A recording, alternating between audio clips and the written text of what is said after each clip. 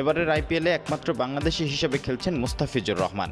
চেন্নাইয়ের জার্সিতে শুরুটা দারুণ হয়েছিল টাইগার পেসারের। 3 ম্যাচের 2টিতেই জয় পেয়েছেন চেন্নাই, যেখানে নিজের পকেটে নিয়েছেন 7 উইকেট। এরপর আইপিএলের মাঝপথে হুট করেই বাংলাদেশ দলের বিশ্বকাপ যাত্রার জন্য ভিসা সংক্রান্ত কাজ সারতে ঢাকায় আসেন টাইগার পেসার। এর আগে হায়দ্রাবাদের বিপক্ষে ম্যাচ থাকলেও সেদিন বাংলাদেশে ছিলেন বাঁহাতি এই পেসার, যার ফলে সানরাইজার্স হায়দ্রাবাদের বিপক্ষে বাংলাদেশের এই পেসারকে পায়নি চেন্নাই সুপার কিং। চোটের কারণে একই ম্যাচে খেলা হয়নি মাথিসা পাথিরানার। ধীরগতির উইকেটে পর্যাপ্ত রান তোলার পরেও চেন্নাইকে জেতাতে পারেননি বোলাররা। ফলে বাঁহাতি এই পেসারের অভাবটা বেশ ভালোই টের পেয়েছে সিএসকে।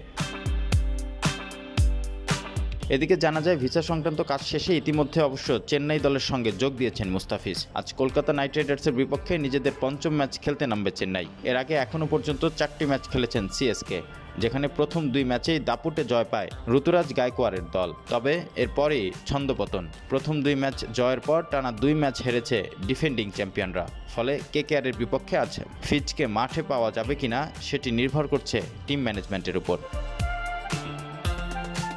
চেন্নাইয়ের ঘরের মাঠ চিপকেতে মুস্তাফিজের খেলার সম্ভাবনা বেশি। প্রথম ম্যাচে এই মাঠেই 4 উইকেট নিয়ে ম্যাচ সেরা হয়েছিলেন ফিজ। তাছাড়া হারের বৃত্তে থাকা চেন্নাই জয়ে ফিরতে এদিন একাদশে দেখা যেতে পারে টাইগার পেসারকে, কেননা ঘরের মাঠে বেশ কার্যকরী মুস্তাফিজ। সব মিলিয়ে কলকাতার বিপক্ষে মুস্তাফিজের একাদশে থাকার সম্ভাবনাটাই বেশি।